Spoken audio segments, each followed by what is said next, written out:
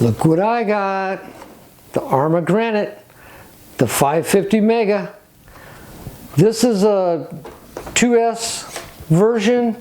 It's the less expensive version, but I figured I could modify the heck out of this thing.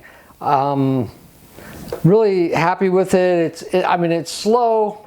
Believe me, it's slow, but I'm happy with the design. I know I could probably do a lot with this car. It's basically my first real RC car. I've got a couple toys here. This one, I enjoy it too. It just, you know, was a $100 car.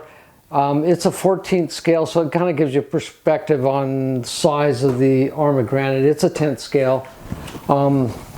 This E-Sheen is a 12th scale, so they say. It doesn't seem like it is. But the Arrma Granite, I'm real happy with it. It's just a really nice car. The only thing I didn't like about it is the fact that inside the chassis is kind of like a tray to collect stuff, because when I was driving it through a bunch of bark and sticks and rocks and stuff, that they just kept going in there and collecting in there and getting into my steering and locking up my servo and stuff. So, you know, I had to constantly be cleaning that out. Another thing I did on this car so far, you know, I've only ran it one day, is I did drill these out just a little bit, because the pins that go in there are just so frustratingly tight to get them to go in. Now they go in quite a bit easier. I haven't had any problems with the body falling off, so you know, that's good. Now the plus to this car is the fact that I can get parts locally at the hobby store right down the street from me. I don't have to be worrying about going to China to get parts and then having them say, oh, we don't have the parts and that, you know, that gets frustrating. Excuse me.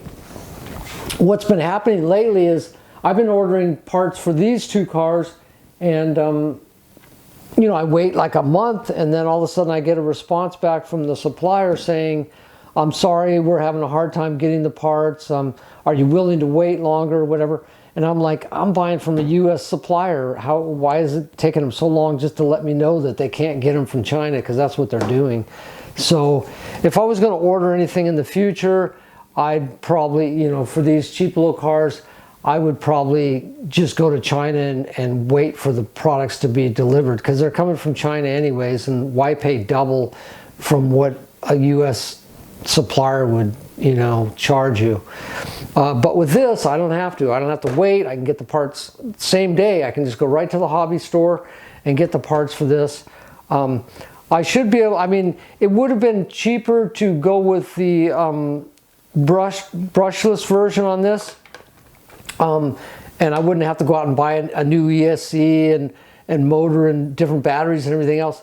But I figured I could probably take this a step higher and get even a better motor, a better ESC, and better stuff than what comes in the 3S version of this. That's $369, and this one was $269. So, you know, even though it's slow, I'm still enjoy running it around. I just like the design of it. I like how it's modular, and you can just pull the motor and gearbox out just by lifting up on it and pulling it out. It comes right out. It's just a real good design. Haven't really got to bash it that hard yet, but at least I'm not losing wheels or anything like that. Everything seems to be working really good.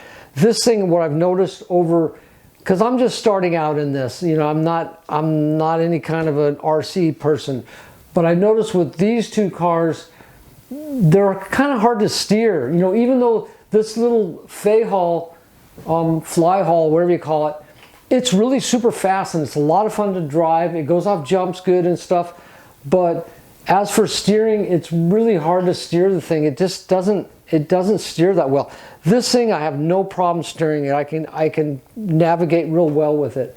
I don't know, it's not like it's got a better, well, it does have a bigger servo than what either one of these have, but it's not like the transmitter receiver are any better, I don't think.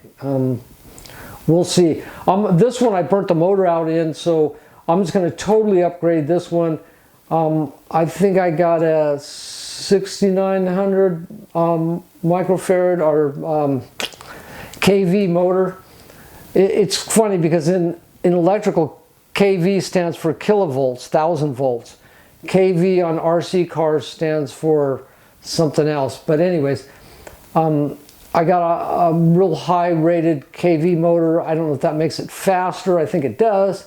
You know, the kV rating. I'll probably end up burning something up, but I'm going to give it a shot because it was a ESC and motor combination as a package, so it should kind of fit in here. We'll see.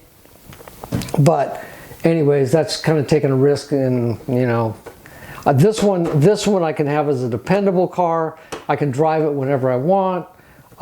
If something breaks, I can just pop into the hobby store, get it, and away I go. I just can't wait to upgrade this. I'm not going to be able to do it right away, but I can't wait to upgrade this because really you need it to be a little bit faster. It's fun to have some speed, even if you're not a good driver. It's just fun to do burnouts and wheelies and stuff. And this one really doesn't do wheelies very well. The little Fayhall does. It'll do wheelies like there's no tomorrow. It's got a little wheelie bar on it. It says it's 70 kilometers an hour. I mean, for 114 bucks, it's a nice little car. It's just hard to steer. It just doesn't steer as well as this one. This one is just phenomenally good for the steering. That's about it. I'll be running it around and show you some clips of me running it around and having fun with it. But you know, it's all about having fun, really. And RC cars are a lot of fun. You just got to find good places to drive them. And you know, hopefully I'll meet more people in the RC community, make some friends that way, and just have a nice little hobby that'll get me out of the house. And that's mainly why I'm doing it. All right, that'll end the video. Well, it won't end the video because I'll probably add some footage of this thing driving around and stuff. Doesn't really go off jumps that well because it just doesn't have enough speed, and I really don't have a good place to go. If I can get it down to the skate park, maybe I can do some good jumps. That might be my next destination to take this thing to, if I can get in there and see what it'll do, even though it's just a 2S nickel metal hydride battery brushed motor. But we'll see. Maybe it'll do good in the skate park.